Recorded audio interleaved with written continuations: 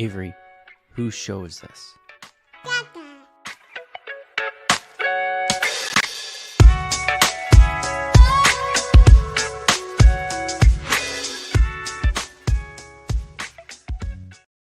And we're live. Welcome, everybody, here to the Lakers Lounge podcast. I'm Anthony Irwin, Senior Lakers Insider for Clutch Points. And today on the show, we have a lot to talk about, even though the Lakers haven't done much to give us very much to talk about.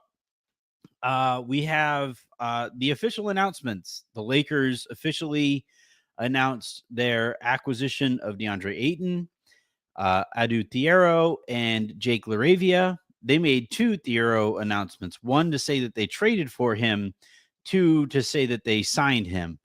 LeBron James obviously opted in forever ago. We have not gotten any public acknowledgement of that from the Lakers, and that's consistent with what they have done with prior players who have opted in. Still, I think it's a little weird to not acknowledge maybe the best player ever saying he wants to be, or at least opting into his contract and extending his time potentially with you and not acknowledge it. But there's nuance there. So we'll talk about that.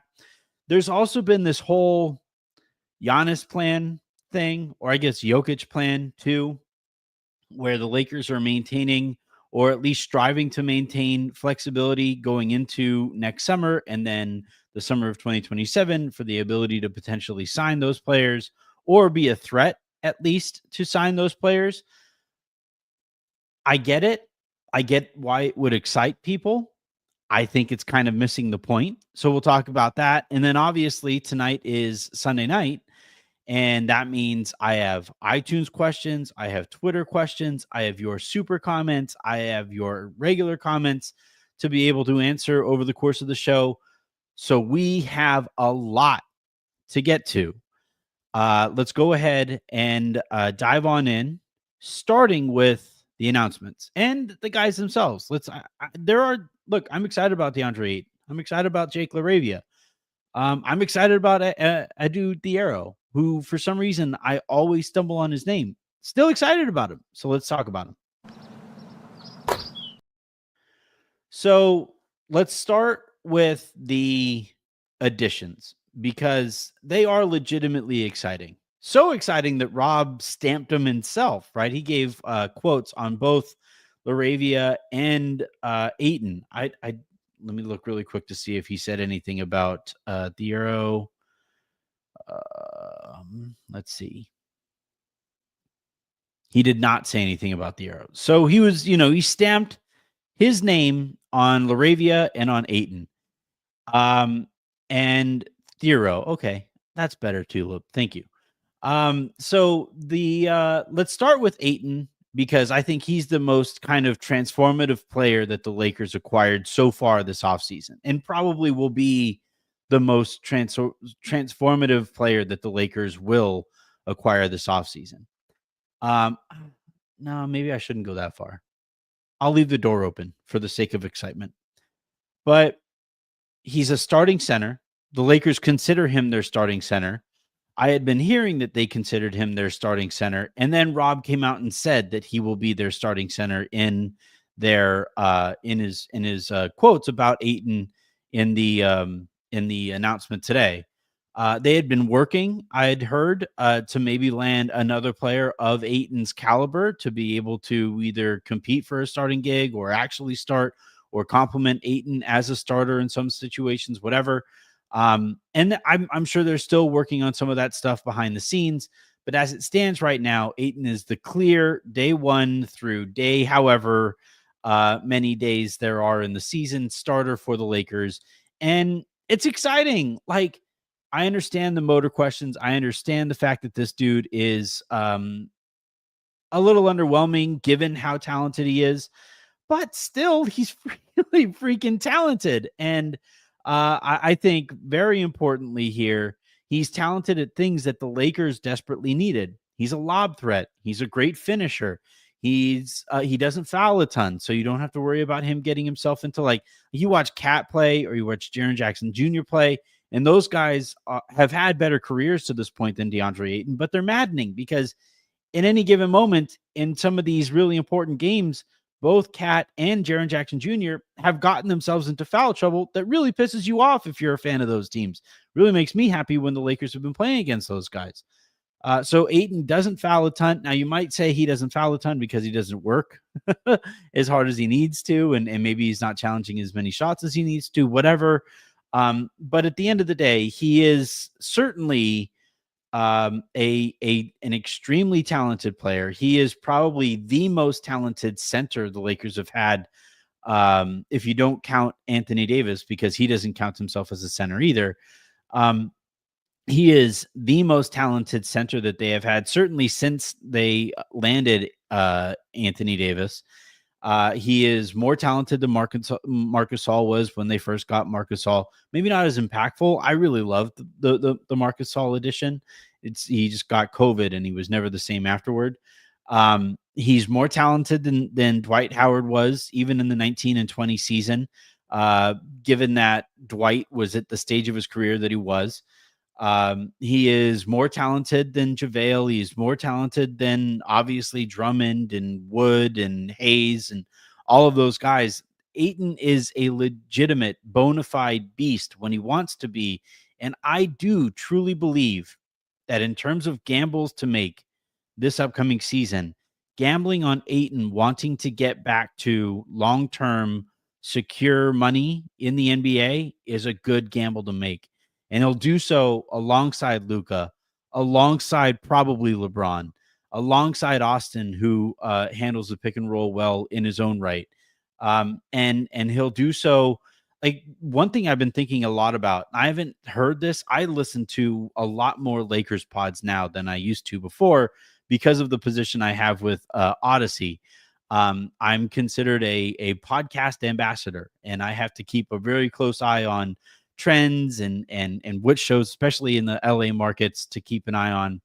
And so that means I listen to a lot more shows than I used to. And one thing, a point that I haven't quite heard made about the Lakers here is they have the chance if they enter the season, and I think it's far likelier that than they do enter the season with LeBron on the roster than they don't. If they enter the season with LeBron and Luka and Ayton in their front court in some way, shape, or another, whether it's with Rui or without him, they will be one of the that lineup that those three guys are in will be one of the best rebounding lineups in the sport, offensive and defensive rebounding. Interestingly enough, Jovan pointed out on his show that LaRavia is actually really impactful in terms of offensive rebounding. That's a super interesting note. But I think really importantly here, for a Lakers team that I think will probably struggle in the half court again, so long as LeBron and Luka do the your turn, my turn thing, it's really important that they get out and they play in transition as often as they can. And if you want to play in transition, you have to get stops and you have to secure, you have to secure rebounds if you want to get stops. And a front court of LeBron James, Luka Doncic, and Deandre Ayton is going to be one of the better rebounding front courts in the sport. And that's why I really kind of hope that they go out and they trade Rui for a Wiggins type, even if it isn't Wiggins specifically. I hope that they trade Rui for, or at least in some way, shape, or form, acquire a player who can start in that Rui spot and be more dynamic athletically in terms of foot speed than Rui. So that, because you don't need Rui's physicality when you have that trio out there of LeBron and Luka and Ayton. So get me a little bit more foot speed out there to help out Austin so he's not your point of attack defender. So I like those three dudes just wiping glass whenever they're on the court together. That trio, AAA, you're misunderstanding. I'm not saying they will always be the best rebounding team in the sport. I'm saying that trio will be one of the better rebounding trios while they're on the court together in the sport. And there are some disclaimers there that should be noted. You didn't, but I'll note them for you. I'm saying when those guys are out there together, it's going to be really hard for other teams to generate offensive rebounds. And that's something that really plagued the Lakers last season. That's fine, AAA, if you want to disagree. That's fine. I'm just saying over their careers, those three guys are really effing good rebounders, and they are now going to be on the court at the same time. I don't think their rebounding takes away from each other. But I personally would love to see a world in which those three guys get an opportunity to play together. And I think it's likelier than not that we get to see that. But yeah, the Ayton thing, I don't know that I've spent maybe enough time. I know I recorded that whole show with Hyken, and it was a great show. Had a really fun time breaking down Ayton, both as a teammate and as a player and all that stuff with him. But I want you guys to actually be excited about this move, because I truly believe that it was a bit of a miracle that the Lakers got him the way that they did. And I think he fits perfectly with what the Lakers were looking for. And very importantly, his incentives are going to have him rowing in the same direction as the Lakers. And I am probably pretty cynical, but that incentive structure is something I think the Lakers can take advantage of here with Ayton. Now, moving forward, will I be comfortable giving Ayton long-term money beyond this year? Probably not, because of the lack of that incentive structure. But still, for this year, right now, that's the best player they could have realistically got at the position. And they got him without having to give up any of their actual assets. It just cost them money. Yeah, it cost them indirectly Dorian Finney-Smith, but I think they got somebody in LaRavia who makes up for some of losing Dorian. Still going to miss him, all that stuff. But you just don't get DeAndre Ayton's for free very often. And at this stage of his career, with as much to prove as he has to prove, that's really effing exciting. And so they officially announced him. Rob was very excited about it. Let's see. Here's what he said about Ayton. Quote, acquiring a starting caliber center was a top priority for this offseason, and we believe DeAndre is an amazing solution to that objective and is an ideal player to add to our current core. DeAndre's size, mobility, and athleticism will allow both paint scoring and paint protection. DeAndre's playoff experience as a starter on an NBA Finals team also aligns well with our ultimate Lakers championship aspirations. Let's talk about those in a few. Really quickly, please, if you guys are new here, hit that subscribe button. If you guys are new or old here, please hit that like button. That stuff really helps us. If you guys are listening to this in the morning via pod, please hit subscribe wherever it is that you get your podcasts. Let's talk about Jake LaRavia next. And first and foremost, I've talked about this plenty, but I love that the Lakers he's not a movement shooter. He's good at kind of like floating into spots, but he's not like the kind of guy that you design sets for coming off of screens to shoot 3-pointers. But he has great instincts for where to position himself as a shooter. And he has great form when it comes to catching and shooting, which makes him one of the better catch and shoot threats in the sport. And now a lot of the stats and impact that he's had has been small sample size. So this will be the first opportunity that he's had really to make a larger sample size type impact on a team. And I'm really curious to see how that goes. That's some of my favorite, kind of gambles to make, is to see somebody who looks really good in a smaller sample and then see if you can expand that sample and see how far you can expand that sample to still maintain the same impact across that larger sample size. And I really like the LaRavia signing, and I especially like it because, as I've heard since, and I'm sure this is out there too. If it isn't, well, welcome. But there was some concern that signing LaRavia to that contract could maybe cost the Lakers Ayton if Ayton was looking for the full mid-level exception. And he was, I think if he had his choice, he would be in LA on the full $14 million a year mid-level signing or extension exception. But I don't get the sense that that offer was out there. And as such, the Lakers, I don't think it's a coincidence that they were able to sign both guys to contracts they're fairly happy with, and fit it under the non-taxpayer mid-level exception. And I think that's a good bit of business for the Lakers to be able to, kind of pivot quickly to Ayton's availability, and after losing Dorian Finney-Smith, and bring both of those guys in at their numbers. Now with LaRavia, I do have some frame questions about him. He does have better foot speed, so he is closer to like that true small forward that I think the Lakers kind of needed. I wouldn't want him starting on day one because I think he has a lot to prove before he starts. Like I just think Rui is a better player. And if they're both on the team at the same time, I would prefer Rui start. And then if it just so happens that LaRavia proves he should be starting, then okay, start LaRavia eventually. But I do think this is a guy who will probably play upwards of 20 minutes a night.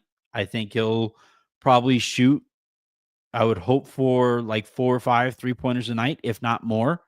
And he will make life a lot easier. Like it wouldn't surprise me at some point in the season to look at the numbers and look at especially the on-off numbers and say, holy shit, LaRavia. Like it wouldn't surprise me to see that at all because of that shooting ability, because of that catch and shoot ability. He's a good quick decision maker, attack closeouts really well. 2, not the best paint finisher, which is a little concerning, but the biggest thing with him is be a stone cold blooded shooter and space out the floor for the Lakers that way. And I think he can very easily do that. All right. Outside of that, we've talked about Thiero plenty. So I'm going to go ahead and congratulate him on his NBA contract and kind of move along to somebody who hasn't been mentioned publicly by the Lakers so far, and that's LeBron. And now, again, as I said at the top of the show, the Lakers haven't historically, publicly announced players when they opted into their contracts. When Cam Reddish, when Christian Wood, when Jackson Hayes opted into their vet min player options last summer, the Lakers didn't make a big deal out of it. And it kind of makes sense because that wasn't news that the Laker fan base really wanted to hear about. In this case, LeBron opting in does feel like the kind of thing Lakers fans want to hear about. And I think it especially is important in given some of the noise that's out there that the Lakers do acknowledge it. And they say, yeah, he opted in. We're on the same page. We're all working towards the same goal. Even if that may not even be true at the same right now, I think it is true. And again, I think he's going to be a Laker, next season. I think I think probably the biggest source of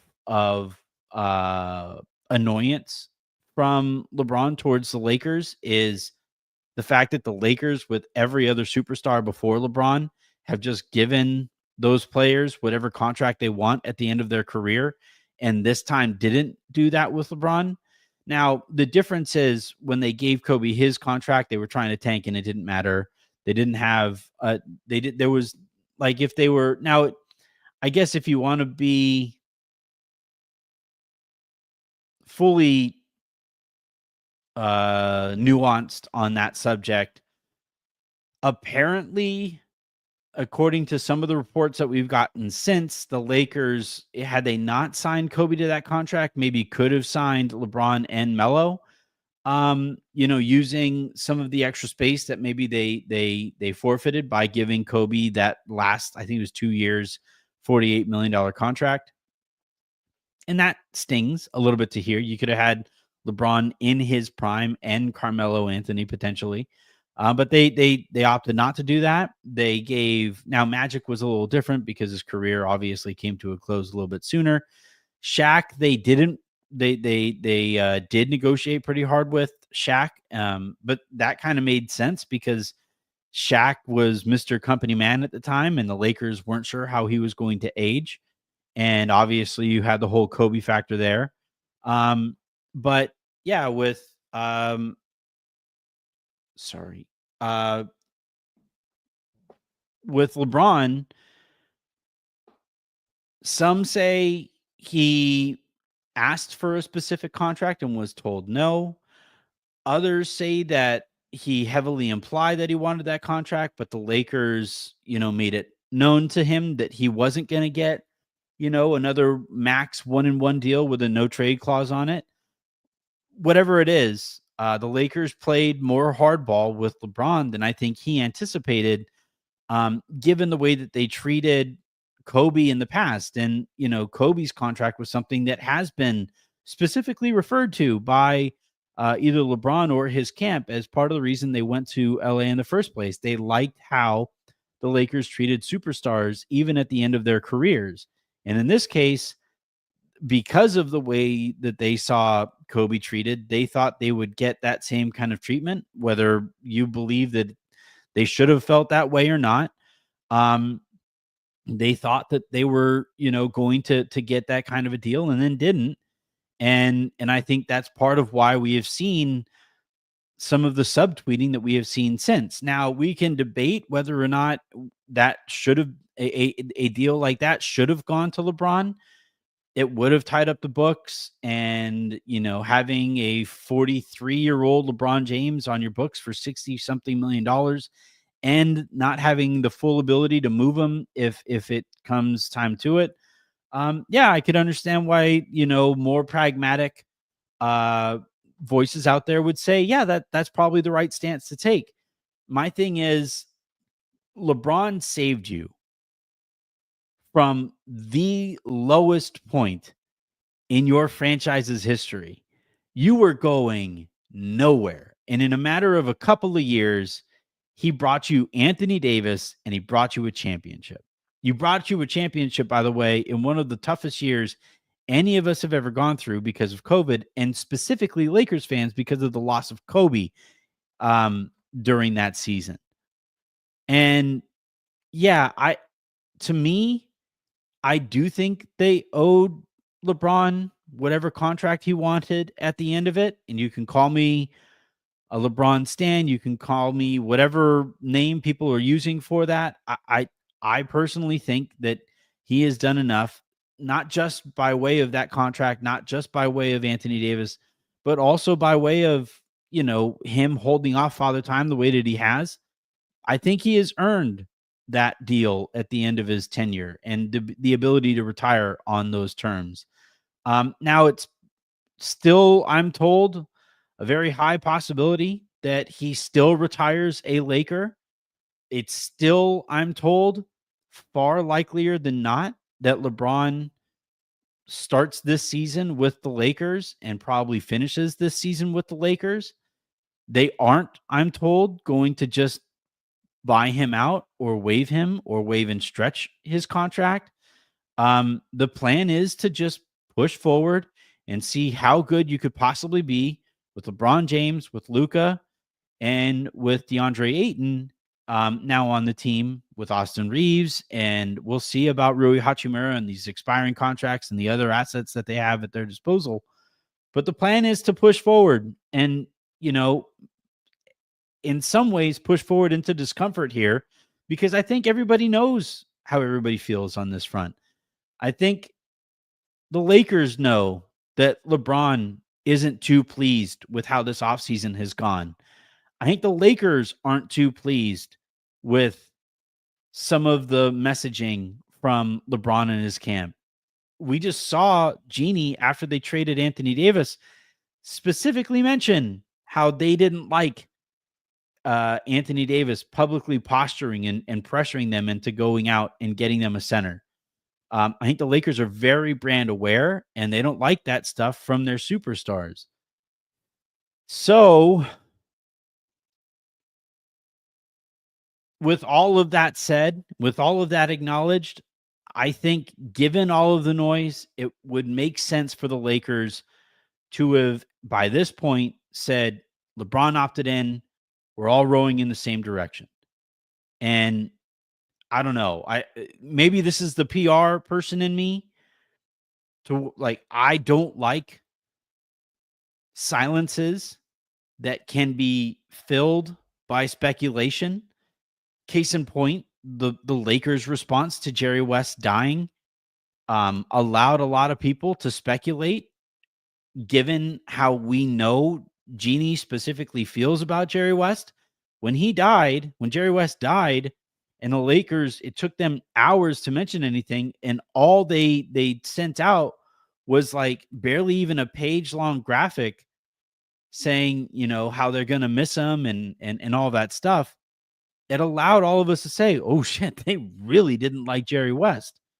And I think, again, coming from the PR world, I just don't think that's an opportunity you want to give to a very large audience.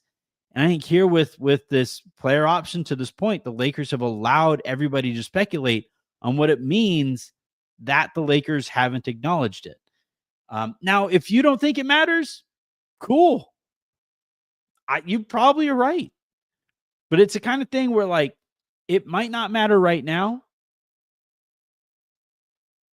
but if we get a suboptimal outcome to the end of LeBron's tenure here, this is one of those things that, it doesn't matter right now, but it might matter eventually. Or you might look back on it eventually and say, oh, yeah, that was one of those breadcrumbs that we probably should have noted.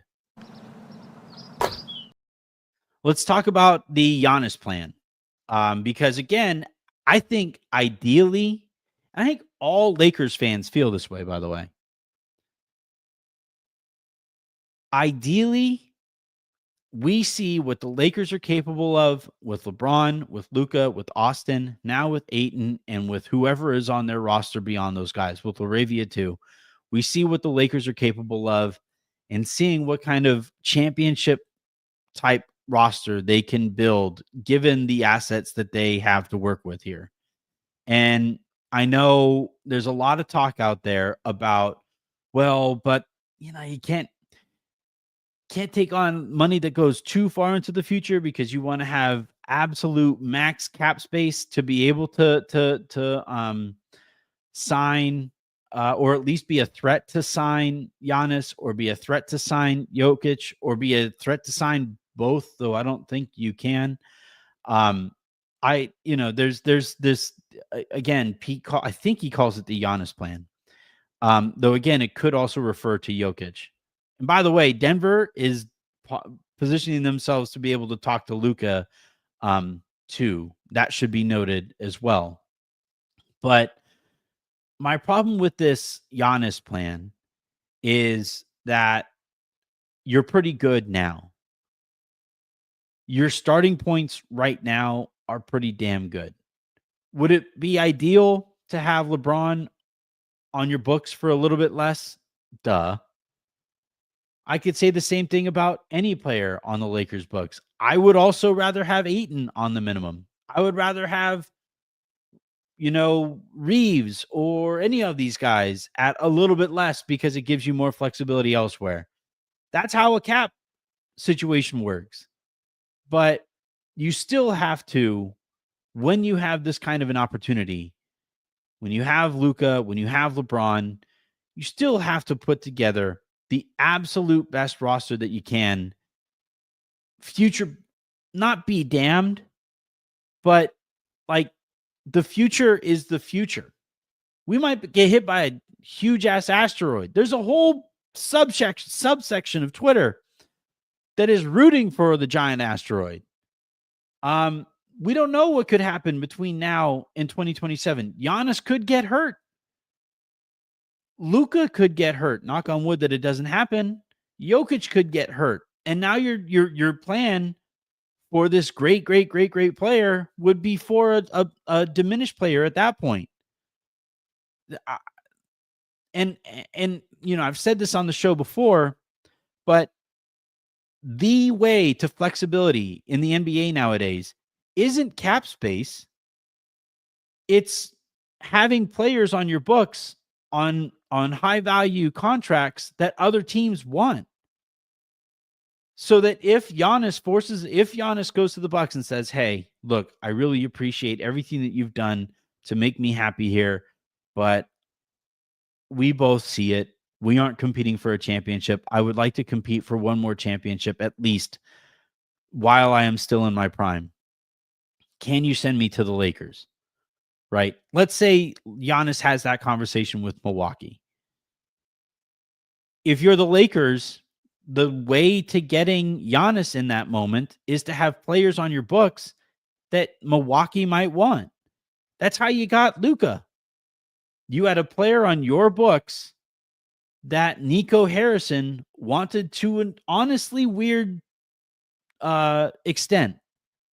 You had Anthony Davis on your books, and Dallas had somehow convinced themselves that the path to winning a championship wasn't through Luka, but is actually through Anthony Davis's defense. And so by having Anthony Davis on your books and some of the cap stuff and Max Christie on that contract, all of that stuff, that's how you got Luka.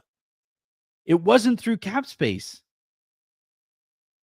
So yeah, I don't love this idea that, all right, we are going to have our books absolutely wiped clean and then not being able to offer Milwaukee anything if it comes to a trade, because Milwaukee would much rather lose Giannis via trade than via free agency. They would, just like the Lakers would much rather lose LeBron James right now via trade than free agency if they had to lose LeBron. So this idea of like, yeah, we can't acquire any player whose money cuts into 2027. That doesn't make any sense to me. Is that player good at basketball? Check yes or no.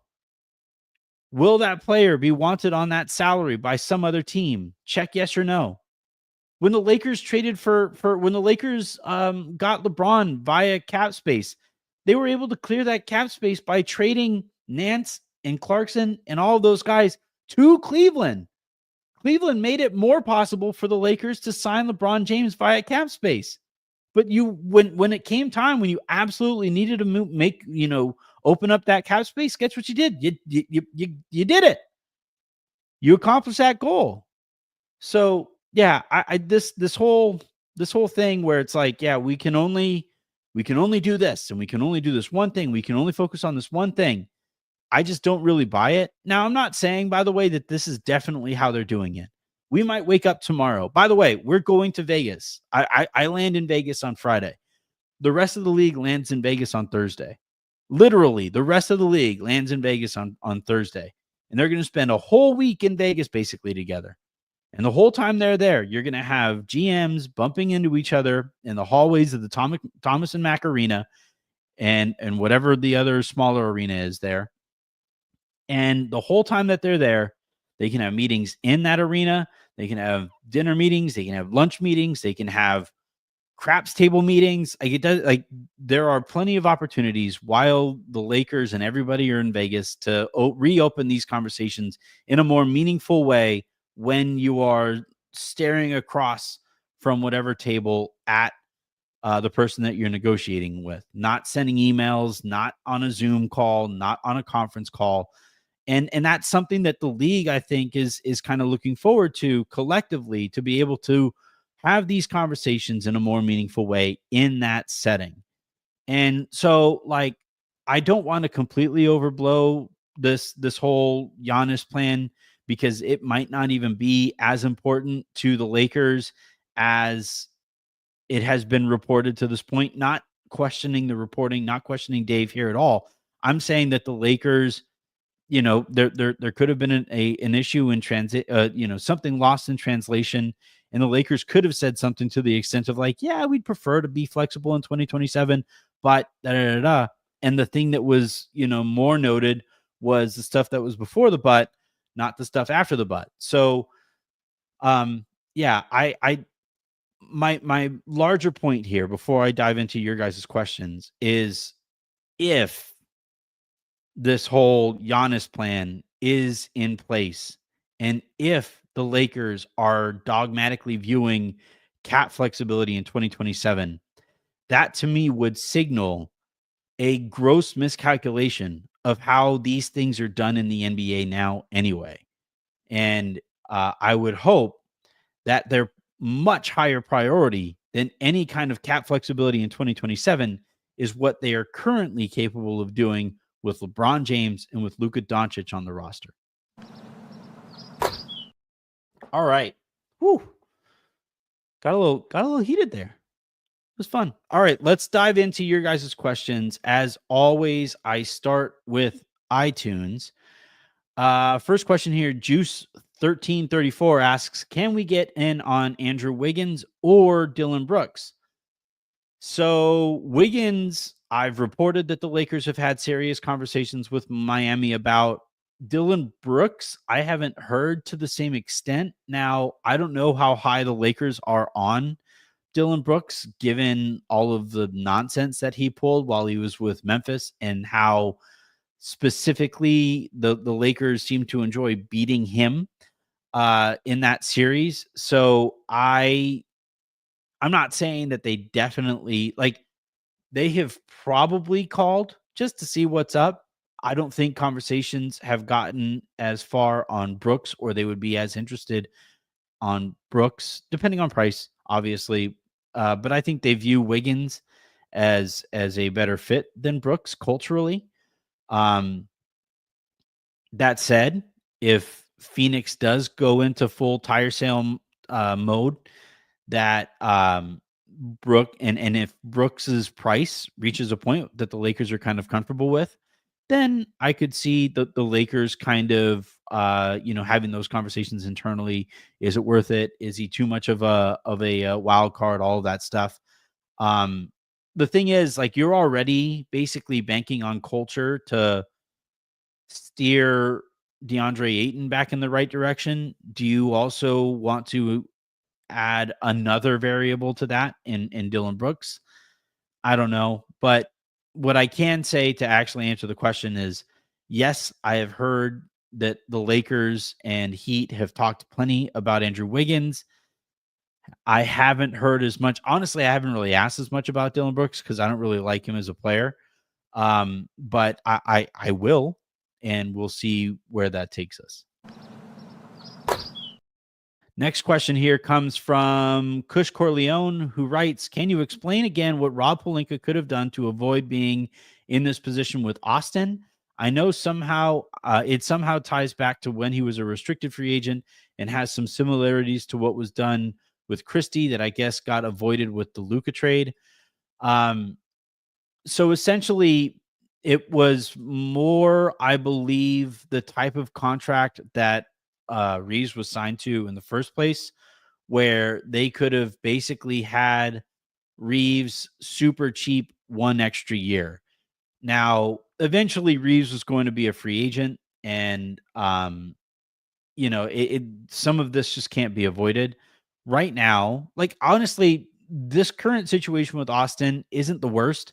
You have him on a very valuable $14 million expiring contract, likely expiring, because I think he's going to opt out after the season unless he gets hurt or something.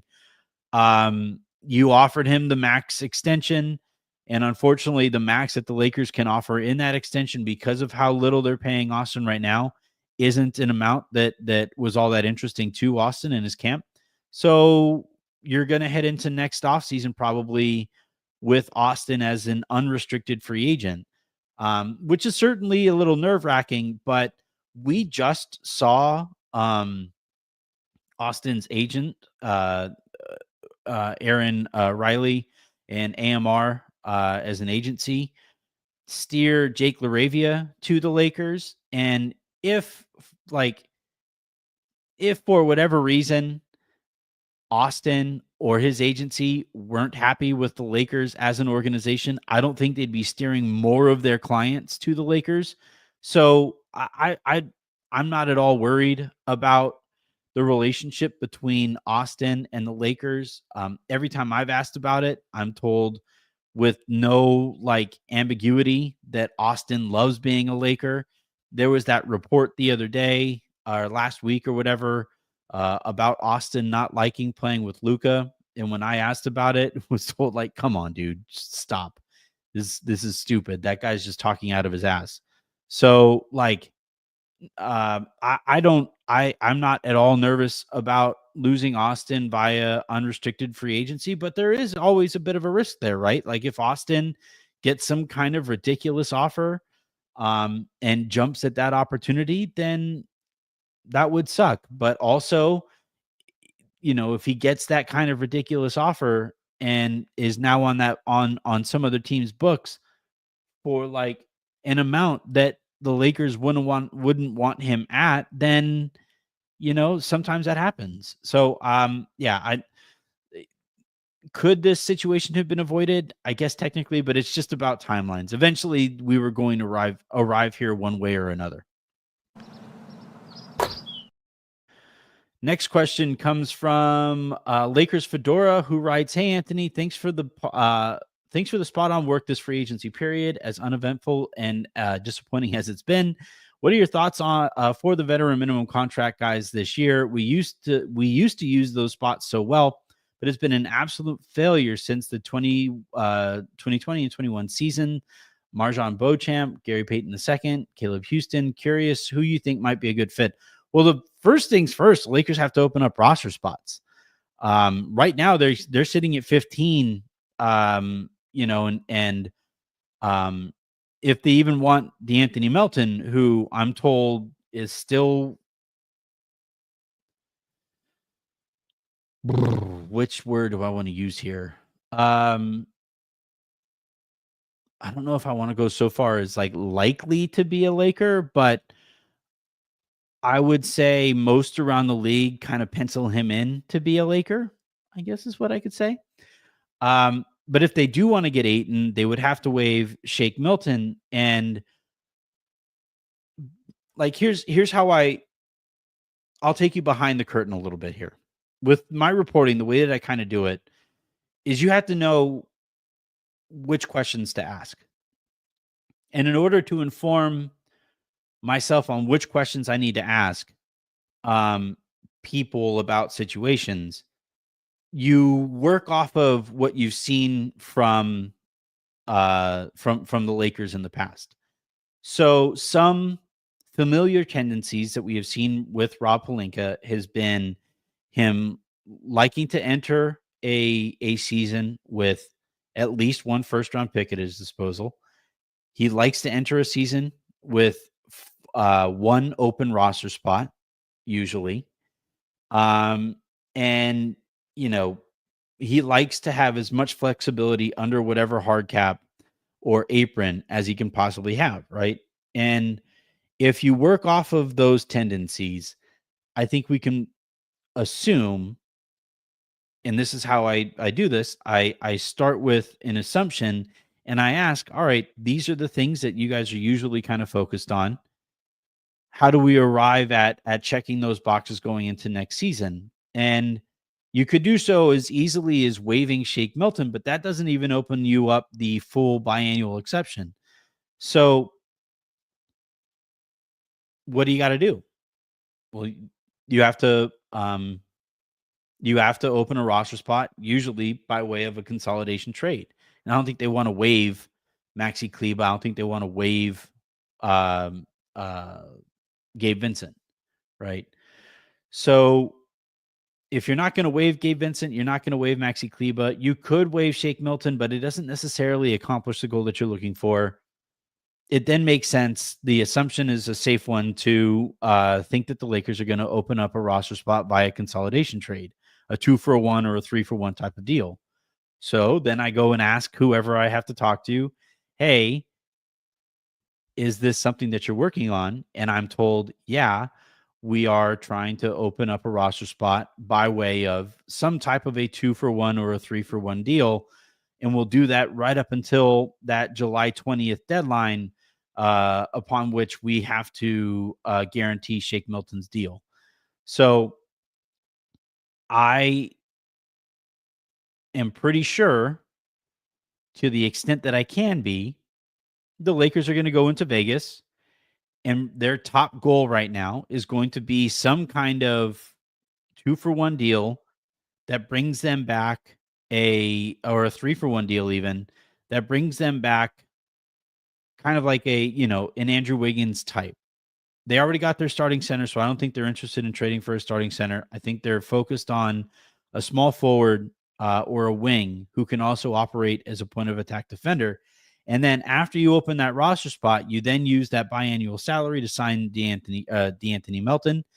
And if you wind up opening up even more roster spots, then you can see what's out there on the minimum market. All of that is a long way of saying that we're still pretty freaking early into the off season, and there is plenty of time for them to check as many of these boxes as they can, and we'll see to what extent they're able to. Oh, second part of that question. I've been thinking about this too. I literally in Slack said, like, who was the last Vetman contract that like actually panned out, right? Not two-way that you converted, because I think those are a little bit easier. But the last veteran minimum contract that and look, veteran minimum contracts are by nature, shots in the dark. So that needs to be noted here too. But sometimes you shoot into the dark and you hit your target, and the Lakers haven't hit a target with a veteran minimum contract in a little while. So why is that? Well, part of that, in my opinion, is not having a fully fledged pro scouting department, watching the league for value potentially out there. As we've talked about in the past, everybody in basketball operations, they do their one thing, and then they're also tasked with scouting certain chunks of the league, essentially. And I think that has led to some, value guys kind of falling through the cracks, or poor process on some of those veteran minimum signings. The other part of it, I think, is opportunity, right? Last year, you had everybody opt into the second year of those player option contracts that were poorly handed out in the first place. So you didn't really have an opportunity to do that. This year, I think you're in a somewhat similar boat, and you aren't going to have very many bites at that apple. So that's also going to be it. The third factor here, and this isn't the Lakers specific one, is free agency in general has been pretty ugly for a lot of players. And you wind up having to wait a long time for Gary Trent Jr. to just reluctantly accept a veteran minimum contract. And the Lakers, might not feel comfortable waiting as long for those guys as they want. And it would instead fill out roster spots with the best available player who they can sign at that moment. So I think there's a lot going on there. And I think it's a good thing to note that the Lakers do need to get better at this stuff. But that's, I think, why things stand the way that they do. Manna from Heaven writes, what are your thoughts on the floor stretching bigs the Lakers are looking for? I thought an aging floor spacer didn't work the last time we had one, like in Marc Gasol's case. I swear we are misremembering the Marc Gasol experience. He got sick, but at the beginning of that season, the basketball that he and LeBron specifically were playing together was beautiful. Beautiful. But I guess to your point, he got sick and we never saw him play that way again. Floor spacing bigs. Well, we just saw Indiana trade for Jay Huff, so maybe that makes Thomas Bryant a little available. I've watched that movie a couple of times and wasn't enthused about it. The thing with floor spacing bigs is a lot of it is more theoretical than it is actually practical. And if you are going to if you're going to add a floor spacing big specifically to your roster, you probably have to have that player on more than the veteran minimum, because that is such a valuable commodity in the NBA. That's why, like Miles Turner, you just saw the Milwaukee Bucks just, eat $20+ million and will be eating $20+ million for the next 5 years just to open up the flexibility to get themselves Miles Turner. And I would, to that, I would say via con Dios. I respect it, honestly. Like, so long as they have to do whatever they feel like they have to do to keep Giannis, I get it. But those types of centers that can space the floor, even Brook Lopez, right? The Lakers were hoping to sign him this summer at the non-taxpayer mid-level exception. And then they found out, nope, he was looking for more than that. And eventually he got almost double the non-taxpayer mid-level exception. So those bigs that do actually space the floor, they tend to cost a little bit more. And if you sign one on the minimum, it might go really poorly, as it did with Christian Wood, who, one, never spaced the floor, and then two, never played in his second season. So yeah, those floor spacing bigs, you either got to draft one probably and have that player cost controlled while that player becomes valuable enough to have it more than the minimum, or you have to get extremely lucky on the veteran minimum contract market, or in all likelihood, you have to fork up either resources in a trade or in terms of cap space, and those players are tough to come by. JP221 writes, could it be said that with Luka's defensive limitations and the team's success directly after the DFS trade, that we would be in a better situation with AD than Luka? Also, why is Nico, put the phone down. Also, why is Rob given such leeway to continually procrastinate? Seems like the more he pushes this save for the future narrative, the more secure his job becomes. Further, were the Lakers not ready for the expectation that comes with championship or bust with LeBron?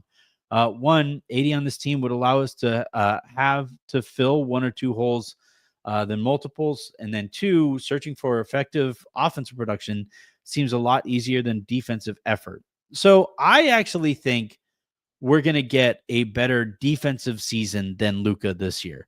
He has heard all of the noise and he is trimmed down. He is, I think we're in for a pretty special Luka season. And if you can get a decent Luka defensive season and he remains as special offensively as he is, then he's a better basketball player in aggregate than Anthony Davis. The thing with AD, and I love Anthony Davis, but the thing with AD is at this stage of his career, you just can't bank on him being healthy. And we just saw it last year. He's playing great basketball. He's playing great basketball, tweaked his groin. Then he works his ass off to try to get back, and he looks incredible. That first game back, re-injures himself. Works his ass off to come back, works his ass off to come back, re-injures himself again.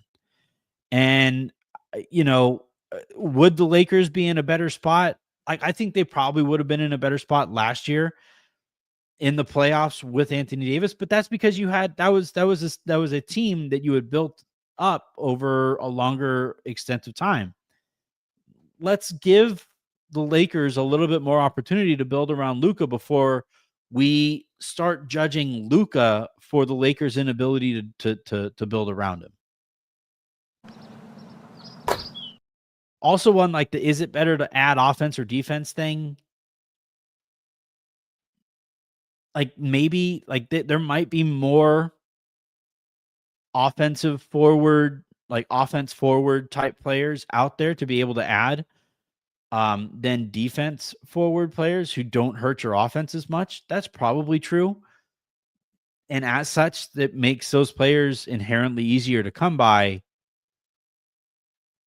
But I think it's easier to get an offensive forward player to care about defense than it is for a defensive player to become skilled enough to be good on offense. See Vanderbilt Jared. All right, we have 5 starred comments, which means we get to play. Ryan Lucas writes, trade AR for the future small forward, whether that's Herb, Wiggins, or etc. Then sign Beal. Rather have Beal in an elite wing than AR and Rui. Then hopefully you get Vucevic in the buyout market too. All right. So trade AR for the small forward. Okay. The AR for Herb conversation is one that I find myself going back and forth on. I would never trade AR for Andrew Wiggins. That's just not something I'm all that interested in. I just think you should be able to trade for a two-way wing using the stuff that the Lakers have without having to move Austin. Maybe that wing isn't as good as Herb Jones, but you should be able to get a decent wing eventually. Whether it's waiting into this, waiting for the season to start and then trading and expiring in a first to get that wing later in the season, as we saw with Dorian Finney-Smith. As far as Beal goes, I don't think he's going to give up the money he needs to give up in order to be waived and stretched. That doesn't, like, Bradley Beal is the guy who, even while the entire state of Arizona is trying to get this guy to accept his no trade clause or to waive his no trade clause and be sent somewhere else, he's sitting there like, I love it here. What are you guys talking about? That's a very prideful guy who worked his ass off for the contract that he has. And look, for some players, money is a higher priority than winning. And I don't think that's necessarily the worst thing. Where I get kind of frustrated sometimes is when I'm told by a player, oh, winning is the most important thing. Winning is the most important thing. And then,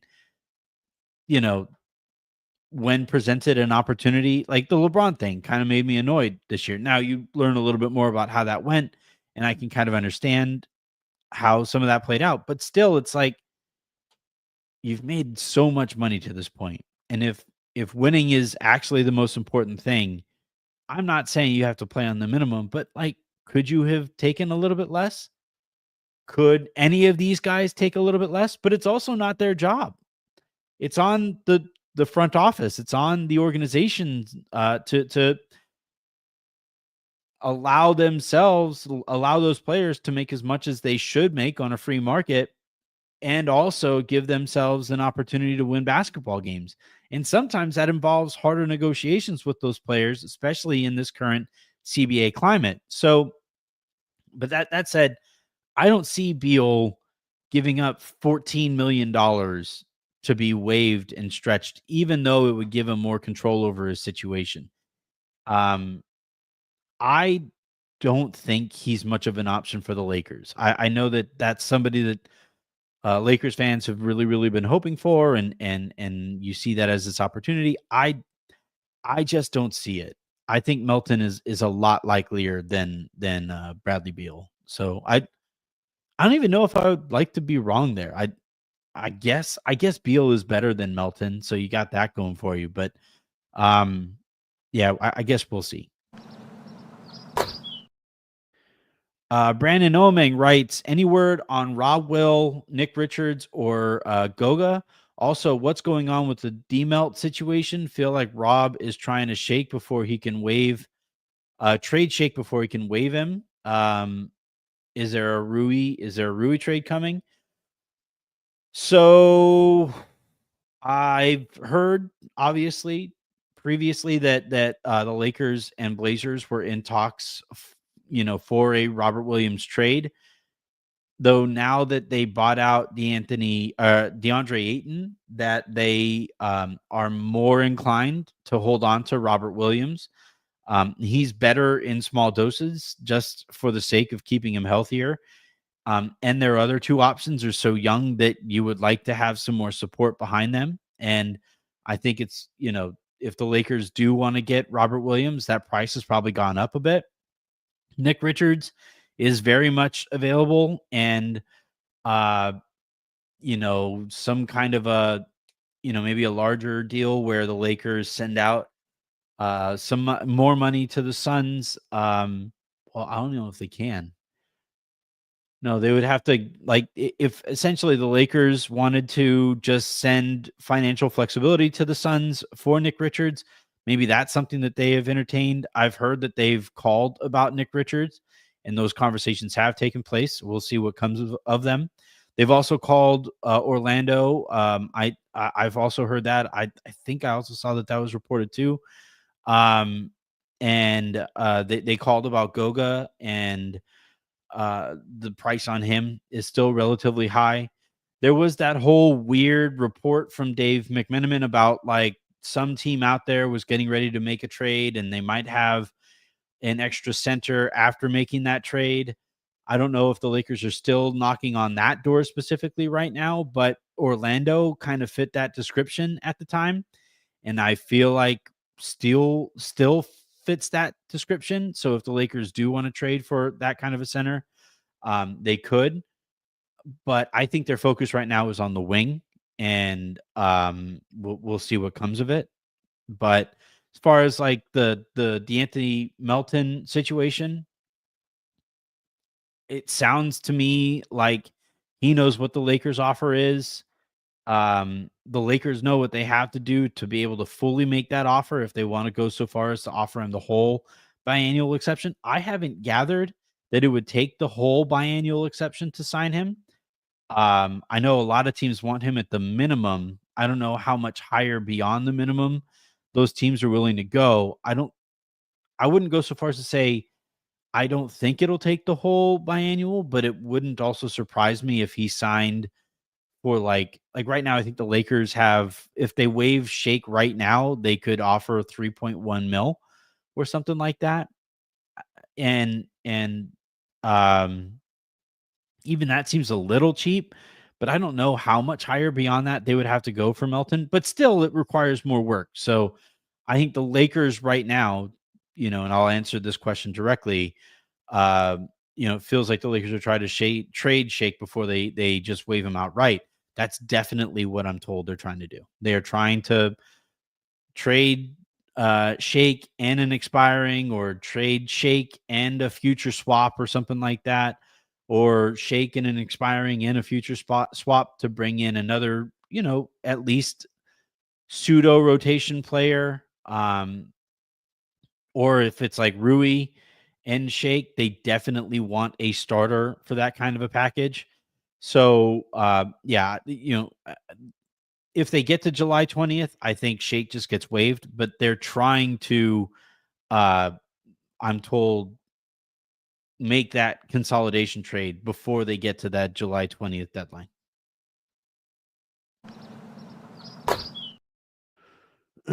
Spider Jones asking, who told you this? That's not how journalism works.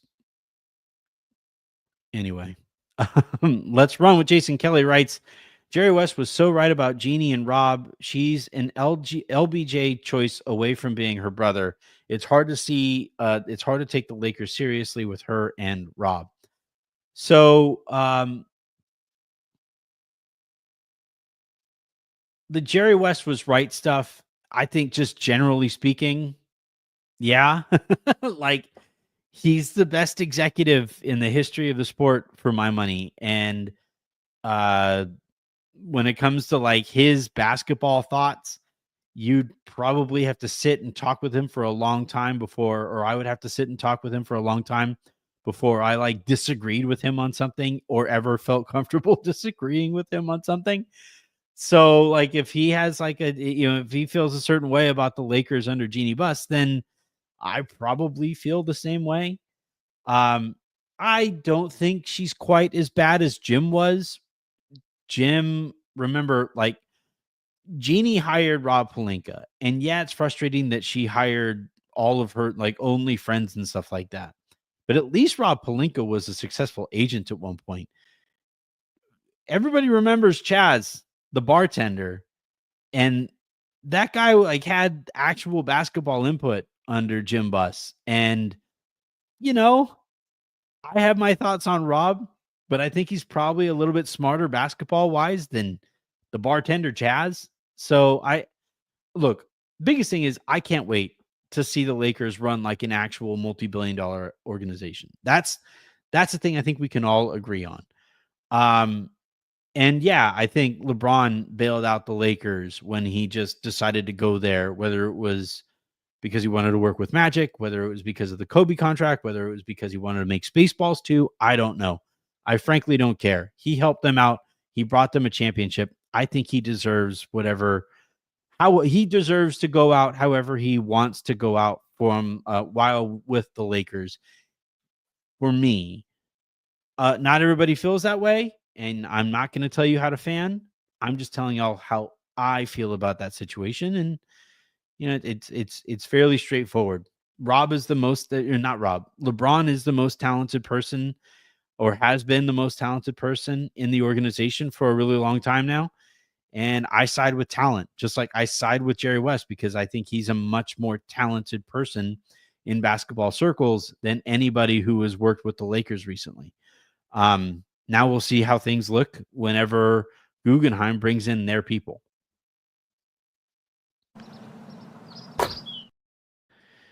G Shide 99. I'm surprised we haven't gotten a counter leak from Rob regarding LeBron's statement. I think we got that today.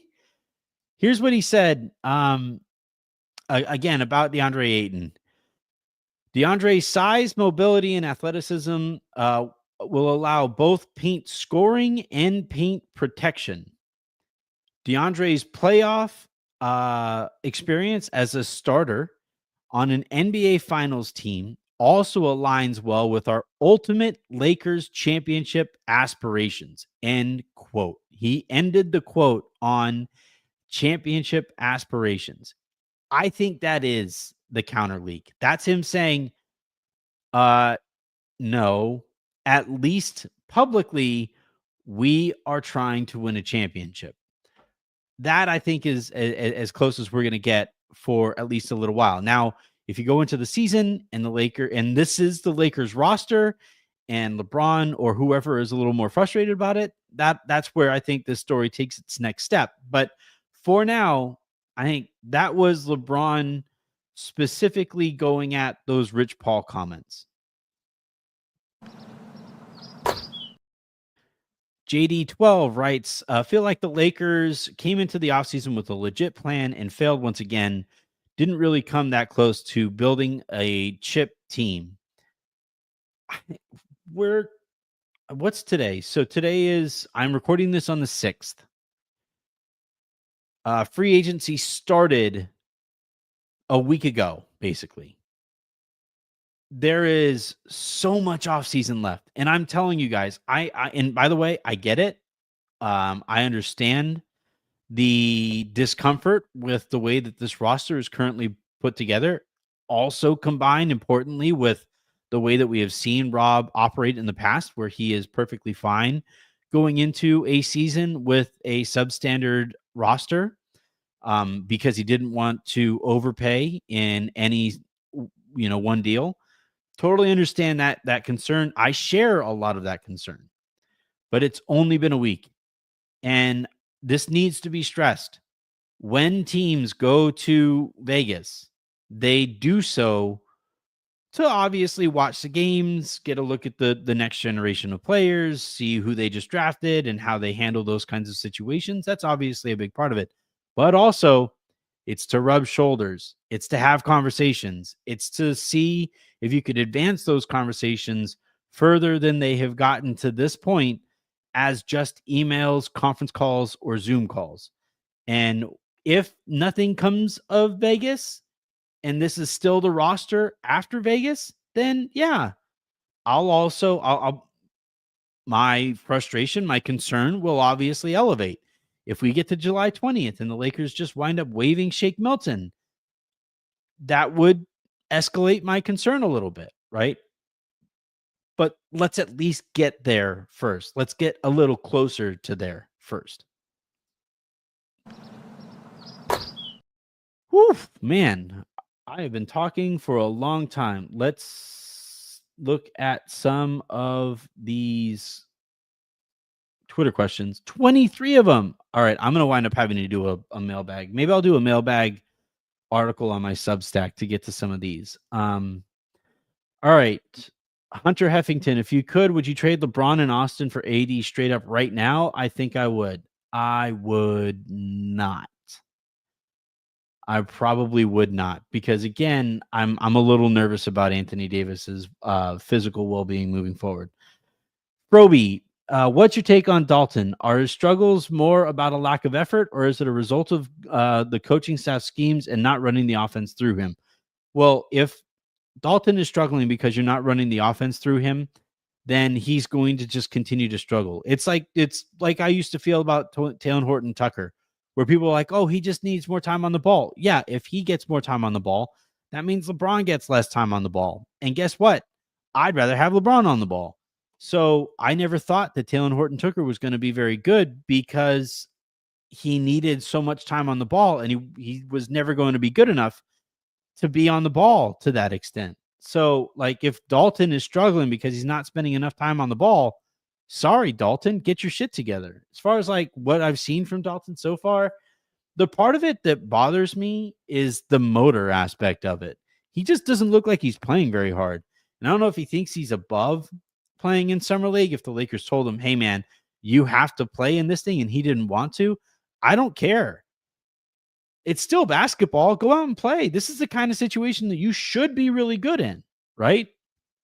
So that's what's kind of bothered me. And if you compare the way that what we've seen from Dalton to what we've seen from Bronny, now Bronny is playing in very short bursts. He didn't play in the second half of this one in the game today, and he didn't play at all in the first Summer League game. It's going to be interesting to see if that's basically what they're doing with Bronny. But Bronny is playing really hard out there. And it just doesn't seem like Dalton is playing as hard as he should be. And look, man, you're supposed to be proving to the Lakers why they shouldn't trade you. And to this point, it's like he's standing out there with a sign saying, "Go ahead, man, trade me again."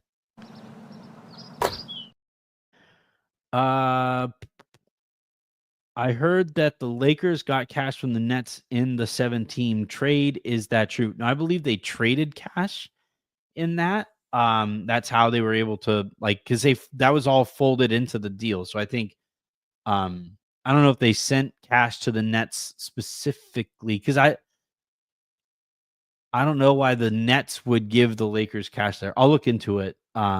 Justice Weller Cold something. At Kinter Parasect 24, the last player, Laker or otherwise, you were tough on that you eventually changed your mind on because of their play. Huh. Ingram? Pretty infamously, I said that I didn't see a pro level skill on Ingram after his rookie season. And then he became legitimately good. Like, he was playing really well for the Lakers by the time they traded him. And yeah, I was really, really hard on Ingram. I didn't like his shot. I had the same concerns about Ingram that I had about Taylor, where it's like he needs to spend X number of time on the ball, and he was never going to be good enough, I thought, to spend that much time on the ball on a good team. But eventually, like, I do think we have seen him make enough strides in his game to be pretty damn good on the ball and have his teams be good as a result of his time on the ball. All right. I think I'm going to end this thing here. And then, like I said, maybe answer some of these questions directly on Twitter. Where you could find me. Oop, I'm realizing I don't have that up on the thing. Show display name. At Anthony Irwin LA is where you can find me on Twitter. But yeah, I'm going to go ahead and end this thing here. Take it down, cut it up, put it up on the RSS feed. It'll stay on YouTube. So the best way to make sure you can come back and watch it, if you missed any of it, is to watch at youtube.com/@LakersLounge. Hit that subscribe button, turn on notifications, all that good stuff. And you'll see what, you'll be right there with us whenever we go live. We got another one here from Roberto. Glad you didn't blow yourself up. Buy more tacos. I am always pro taco. Actually, we used some leftover tri-tip in a taco today. Jen cooked it in a little bit of green, like reheated it in a little green salsa, threw some chipotle salsa on top of it, had like a Oaxaca cheese, like grilled into the, or like kind of fried into the taco. It was incredible. Good job by Jen there. All right. Have a great rest of your day. Make somebody else's, and I will talk to you. You just never know, man.